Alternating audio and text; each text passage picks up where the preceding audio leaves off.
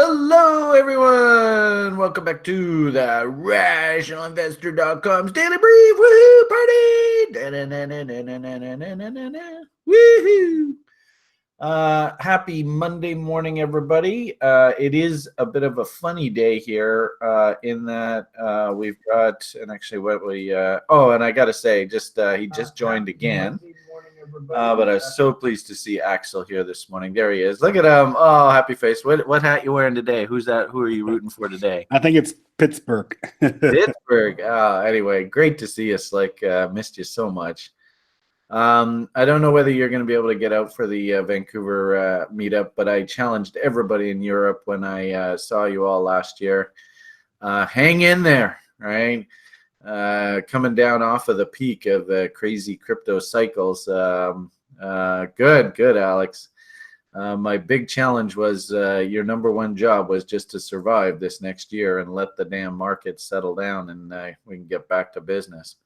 So I'm exceedingly pleased. A couple of people that I really liked last year that I saw on my trip, I was really worried that the market chewed them up. So it was great to see Axel here this morning. Hang in there, buddy. But anyway, good morning, everybody. It is a holiday in the U.S., so the markets are actually a bit quiet here today. I do believe the futures are trading away. I saw the gold moving, but obviously with the Americans away, there's not a heck of a lot going on in the broader market. And I do see the ladies here this morning, Colleen and Alicia. You guys are rock stars. Hope, Colleen, you had yourself a good time in Vegas. And of course, what happens in Vegas stays in Vegas, right? So we won't ask for any details. Oh, and the Grand Canyon. All right. Well, that's cool. And good morning, Reza. Nice to see you. Reza is getting closer and closer to operating his automated trading program. And actually, we have instruction module on how to set up the automated program. Actually, when I came back from vacation, I was exceedingly pleased to hear that Sjord and Reza had started working relatively close together and are working in conjunction to bring that product to you. So we do actually have Sjord. It is Monday morning, so we have Sjord on the call for an update. So maybe he can tell us a little bit about how that's going. How you doing this morning, Sjord? I'm doing very well, thank you. Excellent, good to hear. I heard that, and I think Alex. Well, actually, why don't we do some intros? Of course, driving the bus. Couldn't have a TRI daily brief without him. Alex coming from downtown Habsburg. Habsburg? I don't know if you can call it that or not. Anyway, Vienna, how you doing this morning, Alex? Yeah, it's the Habsburg Mansion. So that's right. Oh, and if you do get an opportunity to visit Alex, he lives in like a total fairy tale textbook kind of Habsburgian sort of environment there, his apartment in Vienna. It's so cool. But anyway, it might be also interesting. You're over there, sort of Central Eastern Europe. Sjord's over there in Western Europe. It'd be interesting to get your different perspectives on how this election that just happened in Europe is going. But I digress. So I did a fairly, and actually it's interesting. So, and Axel is actually from Germany. So we have actually three very unique perspectives. If you guys want to maybe, and Alex, we kind of talked about this before the daily brief. We were going to give you an opportunity just to comment on that. Do we want to just jump right into that? I don't know. Go for it. What the hell? It's our show. We can do any old damn thing we want. So I heard there was an election in Europe. What happened? Well, I think it's because Axel says better than expected. I think it depends on if you are watching your national elections or actually the broader European Parliament, right? So in the broader parliament, you've seen quite the rise in right-wing populism or in populism of any kind, actually. So I'm actually not too positive on the results of yesterday. And you're heading to LA. You're going to be wearing gold chains soon anyway, right? So. Yeah, so I'm hopping off anyway, so I'm leaving everybody else in the mess, I guess. All right. And actually, I'd be curious, Axel, if you have a microphone, you want to chime in. What was your impression of the elections? I was, hello. Yep. So actually, I'm like, of course, all that nationalist parties and right wings, it's disgusting, and I despise those guys. But it was like painted like it was like they were running all over Europe, and some parliaments they won more. I mean, like Hungarian and stuff like that. Yeah, but also in France, like they've actually beaten Macron's party, so they're not unified in the European Parliament, right? But they would be actually the biggest party if they were unified. No, I don't think so. I mean, if you see the whole European, count together the seats in the Parliament. Sorry, you can just count together the seats in the Parliament. Yeah. And the conservatives are still the biggest thing, and the socialists are the third ones. Yeah, that's what I'm liberals, saying. If you unified all these right-wing populist parties, they would be bigger than the conservatives. I don't think so. Yeah, right. But in typical European fashion, we've got a good old argument going here. But let me look for a picture of the seats, how that is distributed and stuff. But yeah, well, Okay. For Germany, let's put it that way. For Germany, the election went pretty well because we expected the right-wing parties in Germany to win a big, to have a big win, and they scored big. They rose a little bit, but the Green parties was the winner of the day. So, Oh, in my Green opinion, Party. Isn't that interesting? You like the Green Party kind of people, eh? absolutely. Oh, cool. I remember when I was in Berlin, Axel just lit up like a Christmas tree when we went to a vegan restaurant. He was just like, he was just in heaven. So I that's think it's cool. the best way. Yeah. Okay, cool. Everybody's entitled to an opinion. And now, actually, I would be curious, reporting in from Western Europe, and actually maybe a good dovetail. Stuart, what was your impression of the election outcome? So what was very interesting to see in the Netherlands is that with the local elections, we saw a clear increase on the right side, and now with the European election, all of a sudden, left wing came out of nowhere. Basically, I didn't expect this big of a difference between the European elections and the national elections. Really? Yeah, so it was interesting to see that. That's interesting because that's how politics actually goes here a lot in North America. It's like you'll have like a local government, the populace votes in either the far left or the far right, and then on a federal level, it's almost impossible for, like, let's say the liberal or left wing wins the local election. It's almost impossible for the federal left-wing people to win. You're almost guaranteed that the other side wins the federal. So that's a really interesting comment. I wonder if European politics is going that direction as well. Okay, thank you very much for the report. I think that's kind of cool.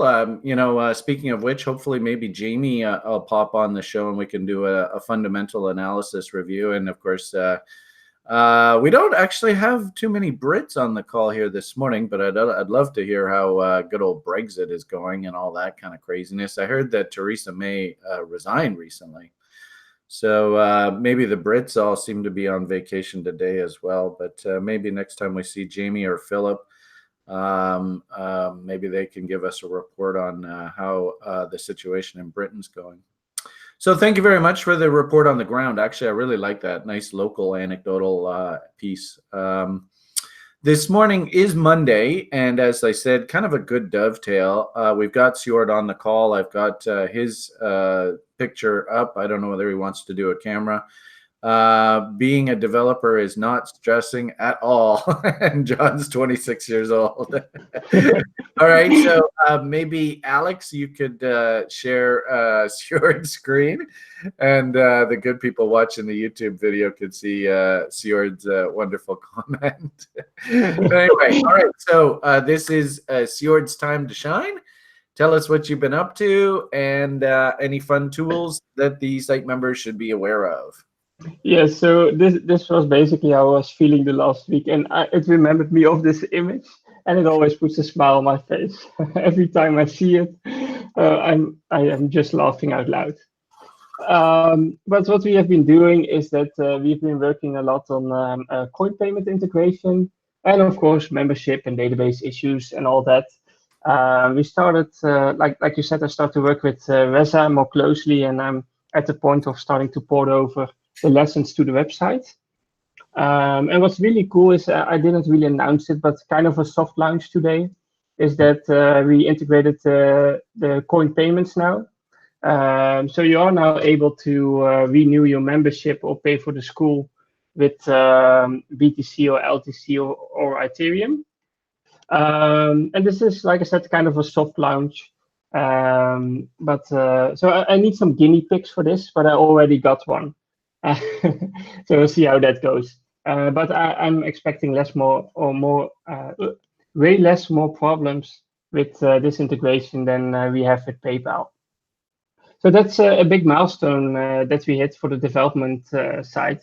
Way to go. And woohoo! Congrats. And this week I want to schedule the Rocket Chat upgrade. As some people know, we're still running on version .7, and they made a big leap forward, jumping to version 1.0. I do see version 1.1 is already coming up, and like we always say, well, don't be the 1.0 version user. You can never buy the 1.0 version. No, exactly. But it's scheduled to be released this week, the 1.1, and then I will do some testing in advance, of course, on a separate server, and then I will switch to the new version because it has a lot of new features like threads and topics, but it also should play more nicely with all the different mobile apps. So I'm really looking forward to that upgrade as well.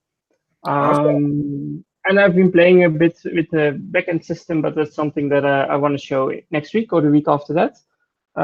Basically, it will give us some more insights in coins. So everything going well on my side. Adam's asking whether he can color his text pink on the new Rocket Chat. We'll see if we can add some custom CSS for Adam and make all his text pink. Okay, and I'm just being silly, Adam, but nice to see you on the call as well. Yeah, and of course I need the glitter function. If you could do the glitter function, I'd like that. Yeah, or the marquee function for the old school HTML people. Yeah, Unix code. But actually, what would be really cool is if you could translate text messages into binary, or else like 011000111. Yes. All right, that's computer coder talk. Blah blah blah. All right. So, anything else on your mind, or are you done? Where are you? Yeah, I'm basically done. So I'm looking for some test bunnies for my coin payments integration.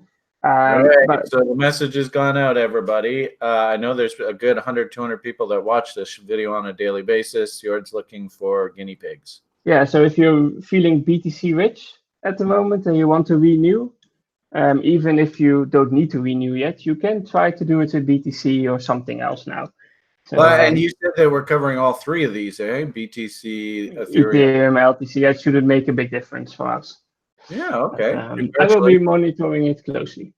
Excellent. Nice to hear. And good luck working with Reza. The closer we get to that, I know I get a lot of requests. When's Reza's program starting up? So good luck with that. Yep. And I suppose at some point we might even want to let Reza and Andrew have a spot on the Daily Brief to just talk a little bit about their program. So maybe just consider that in the back of your head, Reza, if there's a day through the week that maybe you want to come in and just have a quick little 5-minute update with us on how that's going. We can integrate you onto the Daily Brief somehow here. Okay, so thank you very much for the update, Sjord. Totally appreciate that. Thank you very much from the European contingency on sort of your impression of the election results. Yeah. Way to go, everybody. Any closing thoughts, Sjord? Is there anything else on your mind, or are you done?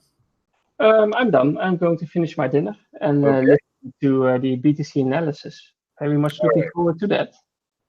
Okie dokie. Did about an hour of BTC analysis yesterday. So Yeah, I saw that. Yeah.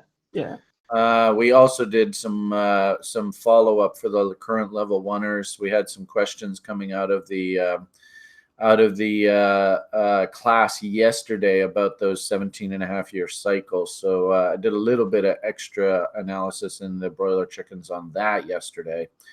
Alex B, are you doing?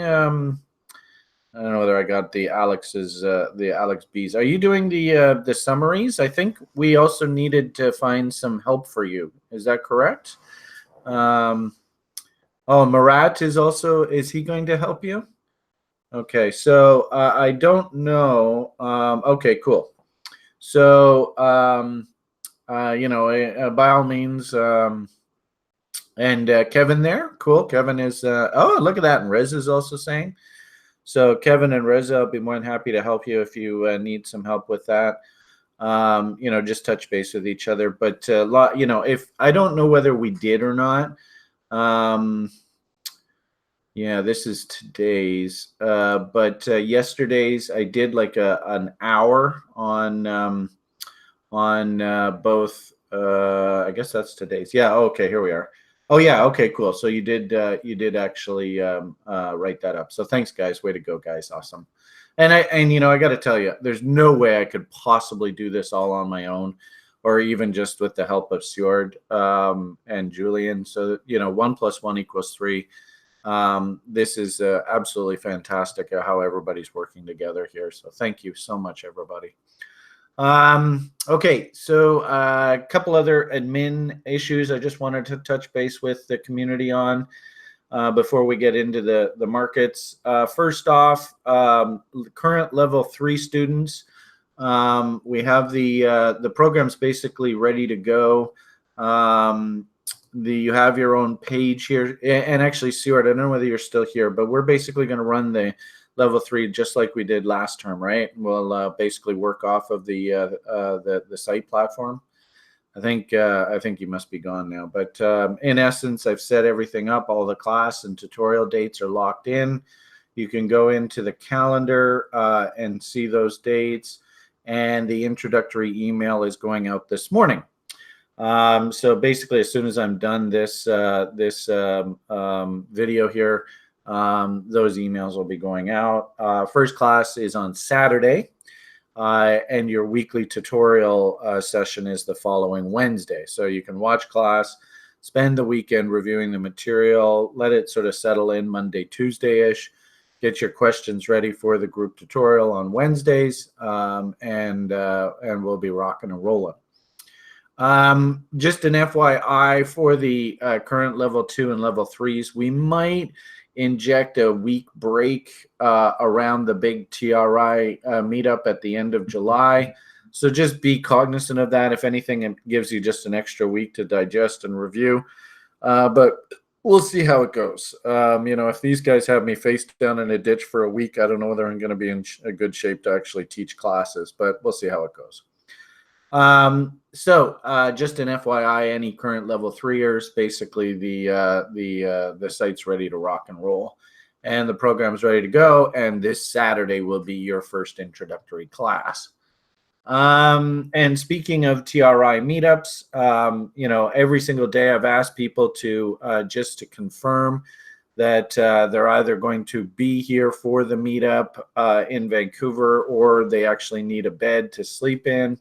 The list has gotten pretty robust. We're up to about 10-15 people that are actually requiring beds. So I think we've decided to actually book a bigger place. So that's all ready to go. But I just need you, if you guys want to come and you need a bed, you're running out of time to get in contact with me. I've got, like I said, the 3 TRI principals, Sjord, Julian, and myself, along with Thomas and his wife, San, Raf, and his stepson, Ryan and his girlfriend, Scott's coming in. Kavarkinator, I'm so pleased to hear that Kavarkinator decided he wanted to come. So, and I got a whole bunch of people that are all just sort of tentative right now. I just need absolute firm. Yes, I'm coming and I need a bed. But in essence, I think, Alex, you're coming too? Right on. So can you just PM me if you need a place to stay or whether you've booked a place? And we'll just make sure we have that list all tickety-boo. All right. So you need an airplane ticket. I don't know whether are airplanes still flying from from Puerto Rico these days. Just kidding. Okay, so just if just an FYI, right? If you are TRI meetupping, just please get in touch with me, right? PM me. Just let me know. Okay, let's move on to the market now. As I said, I did about about half hour, 45 minutes on Bitcoin yesterday, and it was kind of fun in that broiler chicken show. We actually were talking about the potential for inside bar failures as we were doing the show yesterday. Keep in mind this is a weekly chart.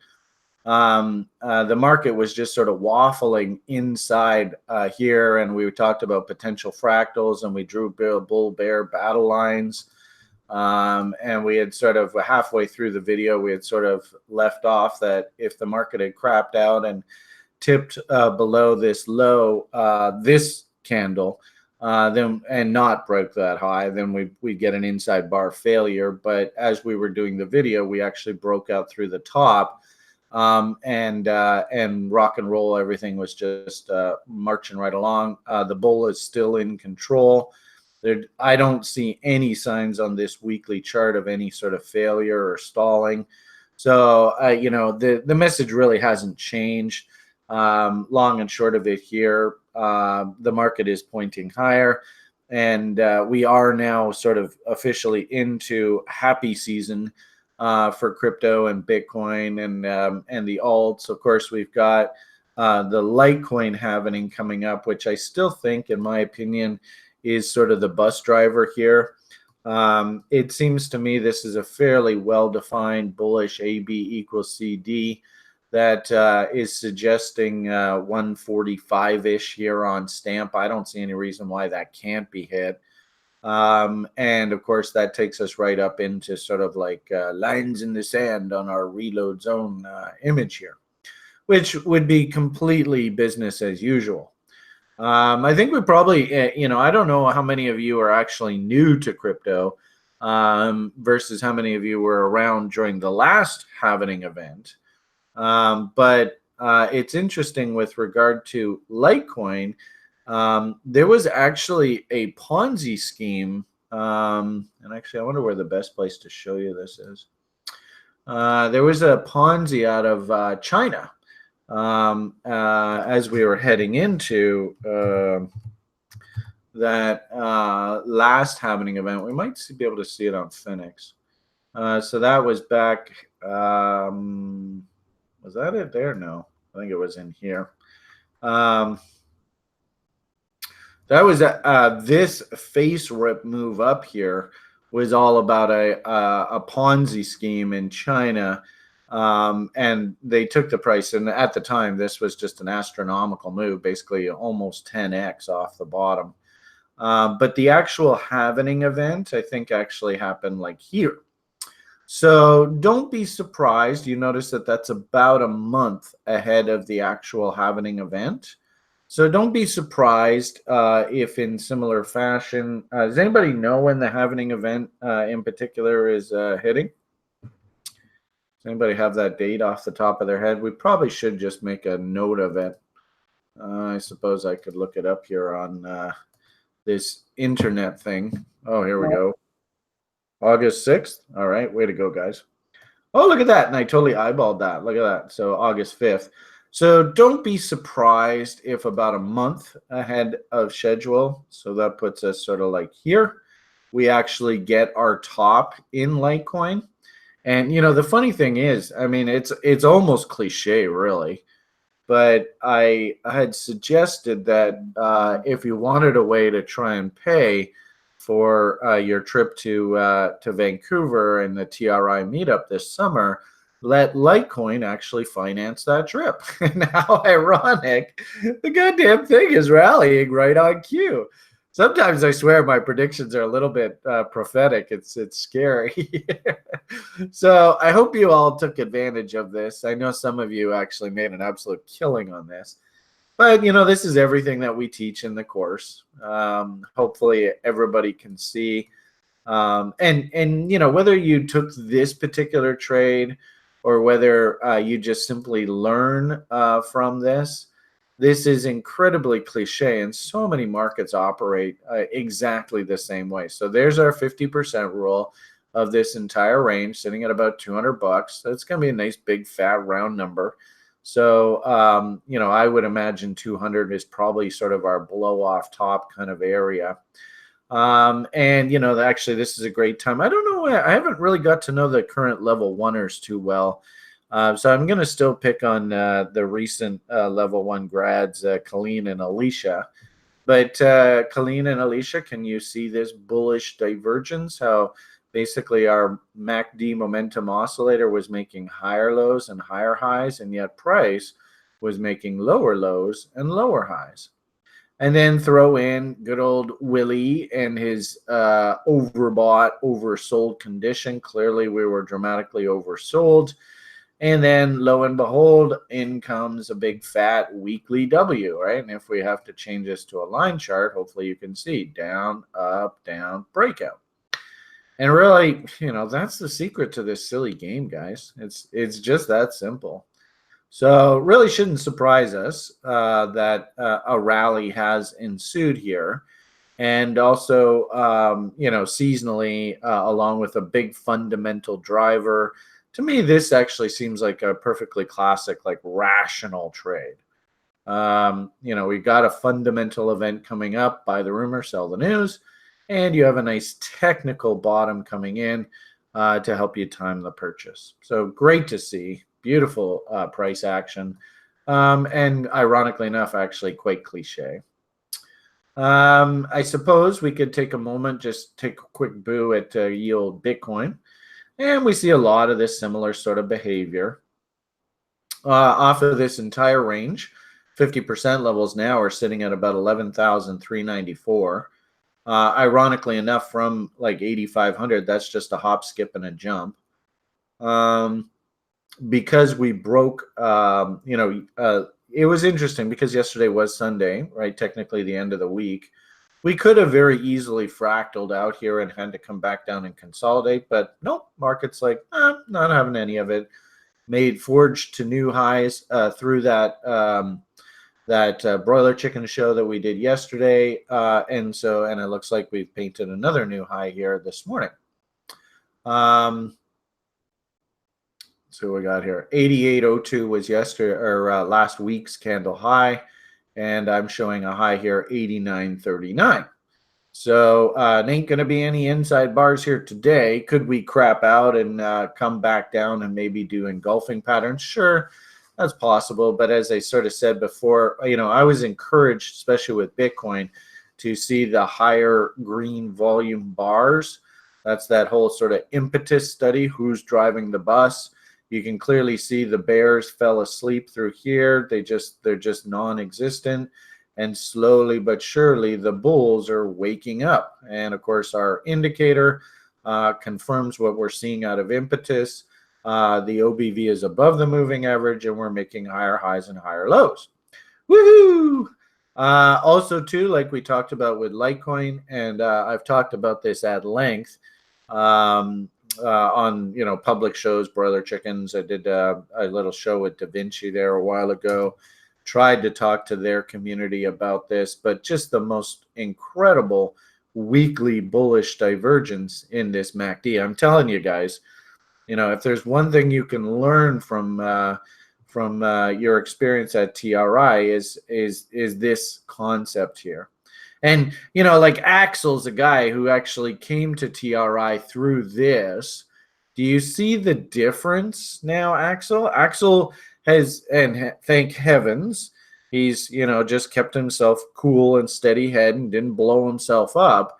But can you see how this market has evolved, and what we as sort of, smart money and institutional players have to see for us to actually start anticipating big upside moves there? Axel, do you see that? Cool. Because this is what you got to learn, right? Versus when Axel first came to me, this is the stage of the market, and you just have to learn this as, pro investors. We can't be buying Bitcoins through this. If anything, everybody's talking about, where did I sell? Where did I sell? Where did I sell? This is now where we can start talking about buying assets. Really, really good example. And of course, weekly W's. What do you think, Axel? Did you learn that lesson about weekly W's? I mean, it's such a powerful message, and yet it's very difficult to convey. So long and short of it here, if we change this chart to a line chart, you can see the down, up, down, breakout, weekly W's. And sure enough, big old fat rally. As we had talked about recently, the trend analysis using moving averages is turned back to the bull, and that did that sort of just as I was leaving on my little vacation. I kind of thought that we'd pull back because usually Bitcoin price pulls back into my birthday. So how ironic this year, that the year that I'd actually decide to take a vacation. Yeah, maybe that's a subtle hint from the gods, eh? I think Brian's time here at TRI is done. Adam has officially volunteered to retire me. But anyway, I left, and the market said, not this year, Brian. We're going up, and woohoo, off we go. This is, if anything, a great testament that once the sort of trending signals do start kicking in, you can get some pretty violent price action in the other direction. And for those that could, I think you got a really powerful signal here that you can actually start hunting long setups.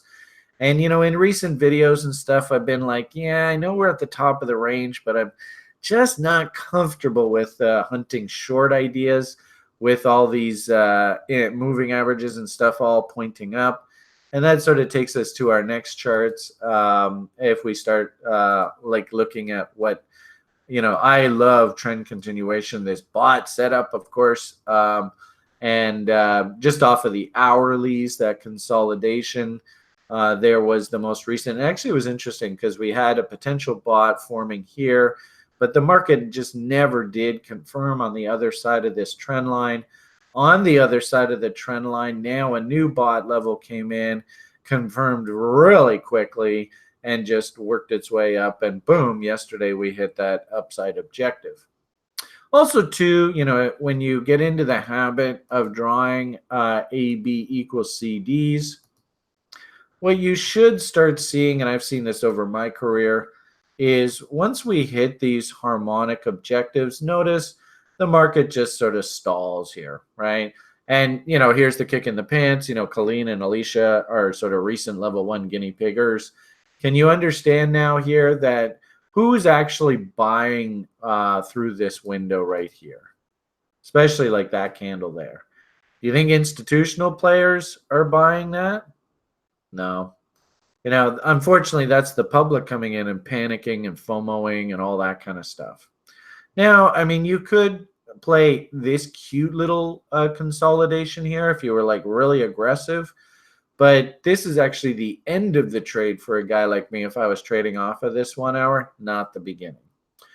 And so I did find it interesting on this pop, had some serious inertia. I would have actually gotten algo buy signals, but it was really weird how the algo actually did flip bullish just very briefly here across Stamp and across MEX. Never did get the bullish breakout signal on OKCoin, which I find fascinating. And of course, CME has not flashed that. So I'm a little worried here that, because it is the holiday, and we've talked about this before, quite often we do see some shenanigans around holiday weekend events. In this particular case, it was a shenanigan up. So be careful as we sort of head into the latter part of today. The big boys in Chicago and stuff will be coming back. And of course, we got to call a spade a spade. This CME contract now is starting to look like Swiss cheese again. This is getting a little dangerous, right? So don't be shocked if we have, sharp pullbacks here. And I did notice, I think it was on this event, we did have some TRIers that had stink bids working, and they got some absolute gifts on these very violent pullbacks. So, maybe work some bids, candle body lows, that kind of stuff, gap levels, if you want to try and, pick up like a panic dump kind of move. But don't be shocked if we actually had to pull back here a little bit. Since the 1 hour has done, right, these guys, all these 1 hour guys, they're all off on the sidelines now. So what does that sort of speak to me? And you can see, ay caramba, the market is very, very overbought right now. We're also carving out divergence here on the 1 hours where, yes, we are moving to new highs, but you can see the MACD, no sign of that whatsoever. And you can kind of see how they did that here, right? Big burst up, woo, right? And then next they move the market higher, but no new high on MACD. And we actually had to do this following that event. I wouldn't be surprised if we have something along those lines. And it would probably be on that consolidation through here, if this is still a bull, that those algos actually start turning back bullish again. So be careful here, everybody. No chasers, no FOMOers. You're not allowed to FOMO. Now, the one interesting thing about this is that there's not only is there this 1 hour setup working, but there's actually this massive 4 hour setup working. And I do know a lot of people on the site actually were like, well, Brian, I'm not trading the 1 hour bot. I'm actually in this 4 hour bot. This is huge. The entry 7,900 with your stop at 7,000. Holy crap. $900 of risk in a trade. Hey, caramba. But nonetheless, you can see 1 lows, 2 lows, 3 lows. Could you have snuck in here? This would have been tricky. I'm not going to sugarcoat it. Bull flag formation breakout. Usually the flag breaks out 2/3 of the apex. If you haven't heard that before, write that stuff down. That's usually what ends up happening. And usually you're supposed to draw the extension off of 2/3 of the apex. I've just eyeballed this. I don't know whether this is exactly 2/3. Or whether we actually should start the flag there. I don't know. But just eyeballing this, first and foremost, move stop to scratch levels hit. So on this massive formation, if the market does end up puking out and we just completely roll over here, because the 1 hours are in divergence and all that kind of stuff, and the CME boys need those gaps filled, then, off of this massive 4 hour formation, I think we'd probably just walk away at scratch. What I found really interesting about this is that the POC actually now is basically just above the bot level. So what that means to me is they can actually bring the market down, and actually very similar to the way that they did this 1 hour. You'll notice that off of this 1 hour, the market ran up to move stop to scratch. Remember, Thomas was like, I'm feeling bearish. And I'm like, okay, well, if she does crap out, the botters who took this one will just walk away at scratch. Notice how they work the market lower, right back to the POC. But because the POC was just above the bot entry, the market tagged the POC, and all the people that are long from the POC said, what are you doing here? Get your ass out of here, right? We're long from here. POC, Alicia, are you in the level 2 program? As you'll learn about volume profile. So we do a module on volume profile. Basically, POC stands for point of control, as Axel's just written there. And in essence, this is where the majority of the street is actually long or short. So in this particular case, you can see the market's moving up. They come back to the POC, and all these people that are long from the POC are like, excuse me, get your ass out of here. We bought here. We do not want you to go down. We want you to go up. So it comes back. It tags the POC. Anybody who's left over and didn't get in, they got their opportunity to join all the cool kids. And then, boom, right? So basically, the market ran out of sellers right into this brick wall of buyers. And then, market wants to do business. So if it ran out of sellers, then which way are you going to go? Head up. So, and look how we're coming off here now, even as we speak. So a little bit dangerous here. This is looking a little dangerous. So be careful, everyone. But the point here is that off of that 4 hour, we see sort of the same thing. So there is the POC. It's just above the bought entry. This is basically where everybody and their brother is long Bitcoins. Have we come maybe a little too far too fast here? Look left. If we have to enter back into that candle, we might have to zip right back down here. And off of this massive bought, right, worst case scenario, we tag the bought entry, which means that the POC is not acting as support, and off of this massive bot, you just got to walk away at scratch. So interesting development. If you're asking my opinion, of course what I think of people's opinions. But if you are asking my opinion, I don't think that the market's going to want to actually go back below this POC before it actually explores up top here. And this is a really interesting illustration. This could turn into what's called a triple distribution. So you notice how this is a value area in here with the big POC, but also notice too, there's a funny little profile down here, and its POC is sort of like right in this area. I just sort of eyeballed that, creating a little profile. And quite often what I see, of course, is that the market ideally wants to look like a parabola on the volume profile. So maybe ultimately our profile is going to look something like that. So if we replicate this kind of price action up top, we probably should see a stall here. And what a coincidence, $10,000, big fat round number with, maybe crazy blow off spikes up above 10K to hit that bullish bot objective.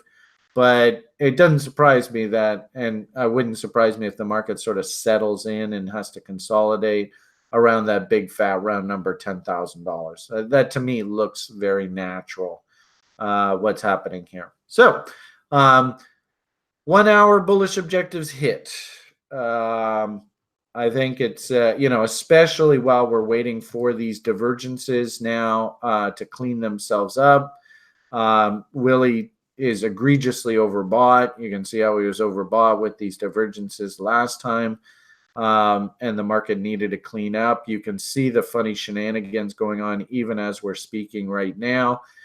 At the very best, I think for like 1 hour players, you just got to cool your jets and just let this thing breathe. Let it, form 3 higher lows, 33% correction of this move, and set up the next trade. For those that are in the higher time frame trade and have a bit more patience and a little bit more risk tolerance on your trades, I think that this higher time frame trade is just working away, just doing its thing and still pointing up. And then, of course, as we said earlier, if we look at something like the weekly charts, there's no signs of failure here. If anything, actually a really good example here of value. So you can see here we came down. We actually tagged the bottom of value. Actually, this is a really good example going both directions. So hopefully what you see here is, the market zoomed above value right here. Woo. Then we have to ask ourselves, okay, well, this was a blow off top. There wasn't a lot of people that came in up top here. We came back down. We tested the top of value, right? So that's there. That was that test, doink. Do we accept into value, which is this action all through last summer, accepting into value? And so what percentage of the time should we actually come down and tag value low? Anybody know? Axel, hey, Axel remembered, 80%. Hey, Jonas. Hi, Kia, he got the number right. Nice to see you, Jonas. Good job. There's another guy that came in right up at the top of the market at TRI, and I was just worried sick about whether the market would flush him out. So good to see that, Jonas, you made it through the shit. But in essence, really, really good example that if we accept into value, then 80% of the time we should come down and tag value low. And that's basically exactly what the market did. Doink. And then you could make the argument that, okay, now we're at value low, where if we accept that we're not going to leave value, and we turn around, where's our most likely stopping point? The first is, of course, the POC. And then the second should be value high. So here we are back up at value high at about $9,500 or so. And then also too, you guys probably remember, that whole conversation of look left. Where is, and this is a level 2 concept. And actually, yeah, I think you guys are doing it now. Alicia and Colleen. I don't know whether Colleen, you're in the level 2. Dennis, did you move on to the level 2? But you guys should be working on horizontal support and resistance right now. So I hope you are all tricking out your charts. Good, Alicia. Actually, she got the terminology down too. Excellent. So, you can start to see horizontal support and resistance off of these old peaks starting to come into play here. And actually, this should be an interesting, I haven't even loaded this up for a while, but maybe let's go take a look at it. Crypto, where is tricking our charts out? I haven't updated this since I've been back from vacation, so it's probably losing a little bit of validity here. Here we are. Open new link. I hear somebody has decided they'd like to join the conversation. Oh, that's Alex. What's on your mind, Alex? Sorry, I unmuted myself without knowing, I guess. Oh, okay. Well, obviously the karma gods wanted you to participate. Okay, so this is tricking out our charts. Alicia and all you current level 2ers, this is ultimately what I want you to get your chart to look like. Isn't that a wonderful mess? So, looking at the weekly chart, there's not a heck of a lot you can do with this. But the important thing is, if we go down, especially if you're hunting like lower time frame setups, hourly setups, 15-minute setups, your day trader, whatever, what your chart ultimately wants to look like is something like this. So really good example of horizontal support and resistance. As you can see, look at this move here. When we accepted through here, we went right up into this cluster. And then we came right back down and we played at that cluster. Then we went right back up into that cluster. Then we accepted above that and we went right up into that horizontal level. Isn't that cool? Yeah, I mean, where's Riza? Riza and Andrew are going to do acid and work on this. That'll freak them right out. But anyway, really good example of the power of horizontal support and resistance levels. Isn't that cool? So you can see that if we lose this level in earnest, next stop's probably down into here. But we've got a lot of support levels trying to help us through here. But really, really good example of this cluster here acted as first resistance. Then this cluster here is acting as second. And now we've got this just single lone horizontal support and resistance acting as resistance. But gee whiz, what a surprise. We're back down playing against this cluster here. So my hunch is looks like we're losing this level. For the day traders, obviously they're going to be watching how the market plays off of these levels. And your horizontal support and resistance, you can see we have a nice little cluster there. So really good example of the power of horizontal support and resistance. So we'll be doing that this coming Friday for the level 2ers. And hopefully your chart kind of looks like that, Alicia. Okay, so we'll put that away for the time being. But I just wanted to simply mention we are now coming into, and I would imagine that's those clusters that we just saw off that OKCoin chart are basically all the horizontal support and resistance around that level there. And also too, like I said just a moment ago, really good example of, probably the odds are we got to come up and tag value high here before this move is actually finished. Okay, so that's sort of a nice little overview of Bitcoin right at the moment. I hope that helps you guys. Not a big surprise. We're just sort of fluttering here at this AB equals CD target level. Well, I suppose we can talk altcoins. There's not a heck of a lot to talk about them yet. I still think they're in sort of that crypto winter. We have to deal with, and this is sort of, unfortunately, this is a function of this crypto space. It's a very unique problem that I see here in that we have to deal with these particular exchanges, especially coins that are just listed on one exchange.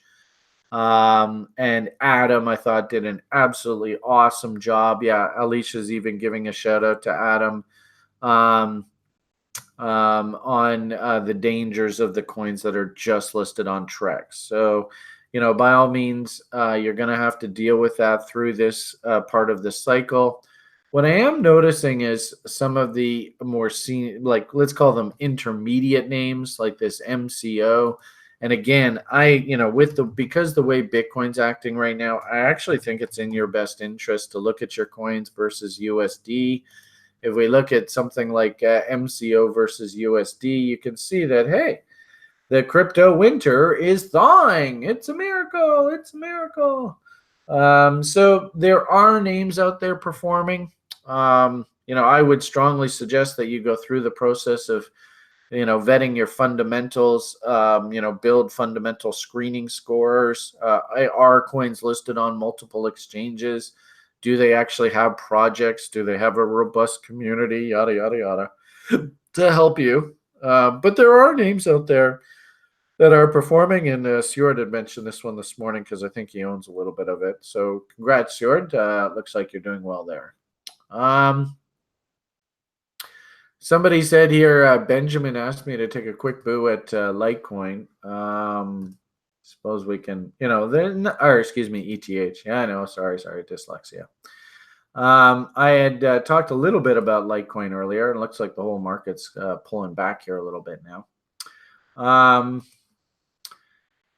Interesting with Ethereum, and really, I think you can make the same argument with all of these, right? If we do a 50% level off of the entire range, that's sitting at $750. I mean, I still think there's quite a bit of money to be made in these markets.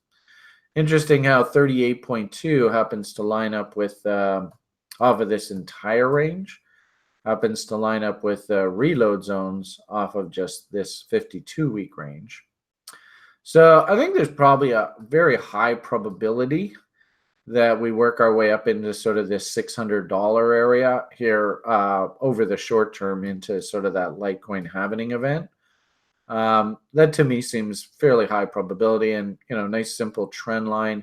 What once was support now will actually become resistance. So my hunch is probably on those sort of euphoric moves in crypto and Litecoin into its halving, all that kind of stuff.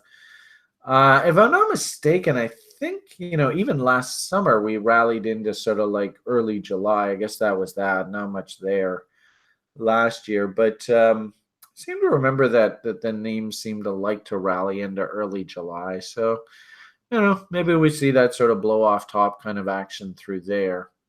I could also see too, just off of this particular range, 38.2 is that low.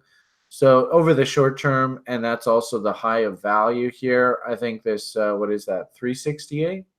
That's probably pretty good shot for some short-term resistance in the Ethereum space. And also too, 368.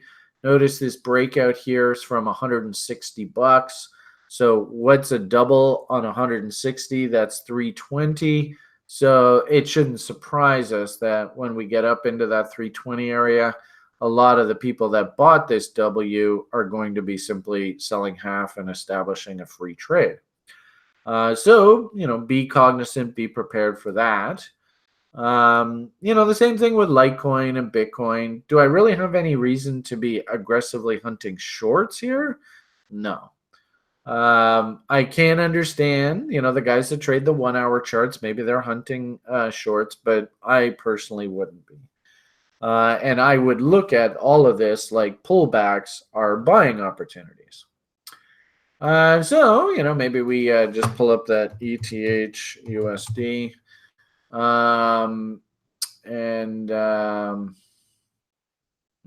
It's the best way to do this. I guess we'll just do Phoenix. It's fine. Is Phoenix out of the doghouse now? Are like they officially okay? I don't know. But if I was going to be a buyer of this, I certainly can't be a buyer up here, right? And especially my hunch is this is going to be a divergence. Yeah, sure enough. MACD's nowhere near new highs. So you can't chase this up here, right? You just can't. You're not allowed to. Willie, well, not technically stupid. We are on the precipice. And if we actually just bump our way along here, I have a feeling Willie will get stupid. And then off of the 1 hours, I beg your pardon, this is a daily chart. Off of the daily charts, volume, buying pressure is it's still okay. This high here was 575. This high here, 610. So that's good to see that we did break that high. But we didn't break this high. This is 677, and of course we're nowhere near these highs here. So looking a little bit late. And if anything, I scolded somebody when I did that broiler chicken show yesterday. Somebody's like, all right, all in Ethereum. And I'm like, what, are you on drugs or something? That's just kind of silly talk. I think probably the way that we should be looking at this is first ask yourself, are you a trend follower or are you a cheap ass? If you're a cheap ass, then really you got no choice. You've got to actually be hunting down basically at the original breakout, right? Kind of like what I asked you guys to do with the level tours with the horizontal support and resistance. You can make the argument you can do the same thing here. If we start waffling and failing up here, look left, where's key support? Well, it's that low there, this low here, this low here, this low here, these lows all the way down here. And not a bad idea if you're interested in being a buyer to, drill in on your particular market that you're interested in, start hunting gaps. Sen wrote this awesome script that basically illustrates where gaps are on the charts. And you can see there's lots of gaps all through here. So if you want to drill in and really focus, I got a funny feeling there's a cheeky little gap right there. As well, too, our conversation about value. From a value perspective, can we really justify being buyers up here? No. Maybe think about, okay, value high needs to be tested. So that's right there, 172. There's Mountain Man there, 160. The original double bottom breakout market structure wise is that level there. So that's 167. So, I can start seeing like traders thinking about dips against this level here. And then, like I said, if you're a cheap ass, you just want to work your stink bids in reload zones. And gee whiz, you can see that's basically where everybody is long Ethereum. So, those people that are interested in being buyers and you reckon yourself a cheap ass, well, you want to try and sneak in off the bottom end of the range. And probably if we do like just very simple trend lines, something like that, and then like that. Yeah, you can see this trend line here. That would just be a nice dip against the POC. So, if you did want to join the Ethereum party, dips into this sort of 150 area are probably acceptable buying zones. If you're a trend follower, kind of like what we showed there on Bitcoin just a moment ago, and you're trading bots, then I think we probably want to do something like that. Did we do 33? Did we do 66? So we did 33. We did not go beyond 66. So it looks to me like you're going to have to be drilling down to like lower time frames, maybe like a 2 hour. And if you are following this trend along here, interestingly enough, this guy hasn't popped the way that Bitcoin and Litecoin have popped. So if we just look at this particular range and then clone that, I think the bot traders are just working away business as usual here. Yeah, there you go. Look how that sets up. I mean, can you see that? Isn't that remarkable? To me, it's stunning when I see that. So what this tells me is that I think that the trade has actually just been manufactured. We ideally want to try and hunt this low to set up your bot. So that's 227.20.